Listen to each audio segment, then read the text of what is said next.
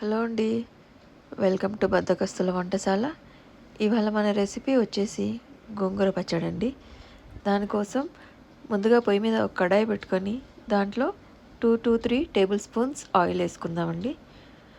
Oil కొంచెం వేడెక్కాక దాంట్లో 15 వెల్లుల్లిపాయ రెబ్బలు వేయించుకుందాం. ఈ వెల్లుల్లిపాయ రెబ్బలు గోల్డెన్ బ్రౌనిష్ వచ్చే వరకు కూడా వేయించుకోవాలండి.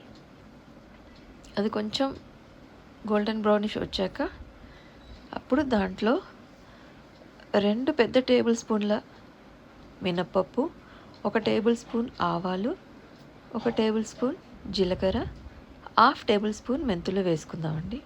తర్వాత ఇంగువ, దాంట్లో ఇంగువ వేసుకుని మనం కలుపుకుందాం.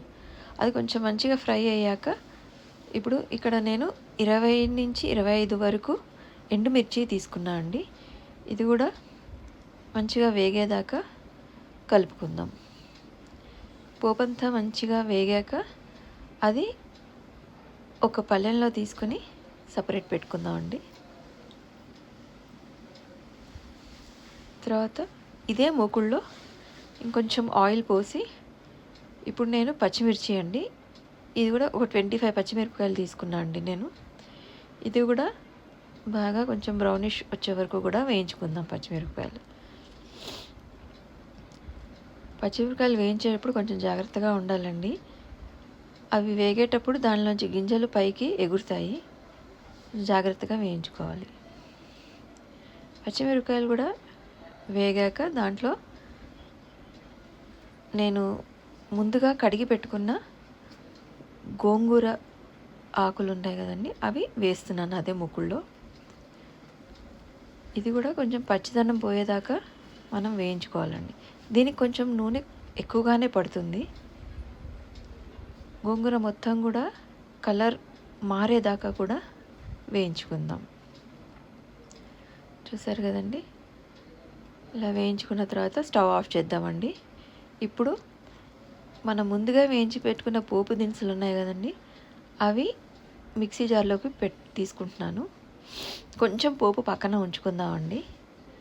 మిక్సీ జార్లో ఇప్పుడు మేము పోపు, తర్వాత ఎండుమిరపకాయలు, పచ్చిమిరపకాయలు, ఉప్పు, పసుపు వేసానండి. ఇది అంతా మంచిగా మిక్సీ పట్టేసుకుందాం. మిక్సీ మెత్తగా వచ్చే వరకు కూడా మిక్సీ పట్టేసుకుందామండి.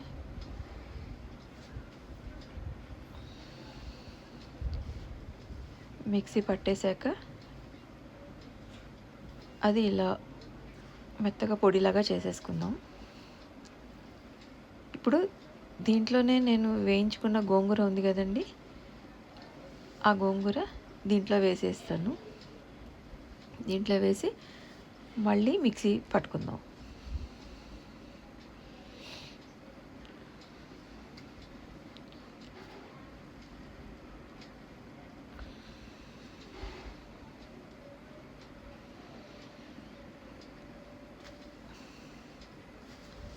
చూసారు కదా, మనం వేయించుకున్న గోంగూర దగ్గరగా వచ్చేసిందండి. అది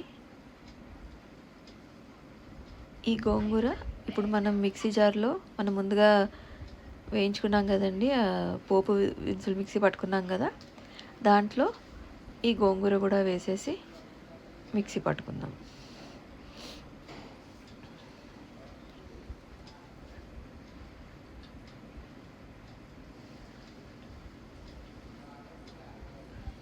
ఇది మెత్తగా రుబ్బుకోవాల్సిన అవసరం ఏం లేదండి.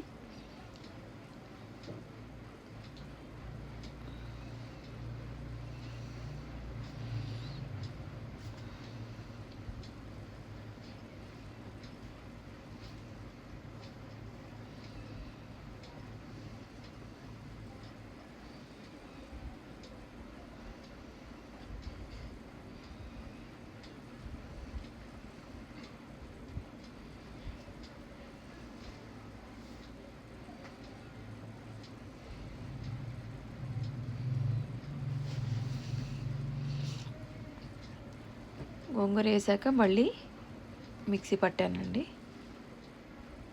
ఇప్పుడు ఆ మిగిలిన పోపు ఉంది కదండి, అది కూడా దీనిపైన వేసేసుకుందాం.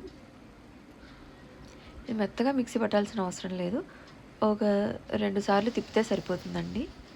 ఈ మిగిలిన పోపు కూడా మిక్సీ జార్లో వేసేసి ఒక్కసారి ఒక రౌండ్ తిప్పేస్తే సరిపోతుందండి. ఆ పోపు అంతా కూడా ఆ గోంగూరలో కలిసేట్టుగా ఒక్కసారి మిక్సీ పట్టేసి ఆఫ్ చేసేసుకుందాం.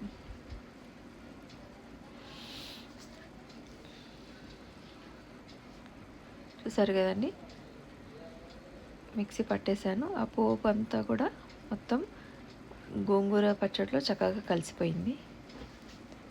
అక్కడక్కడ పప్పు దినుసులు కనిపిస్తూ ఉంటే మన పంటికి ఇంటికి వస్తుంటే కమ్మగా ఉంటుందండి. చూసారు కదా, గోంగూర పచ్చడి రెడీ అయిపోయిందండి. Thank you. Please subscribe.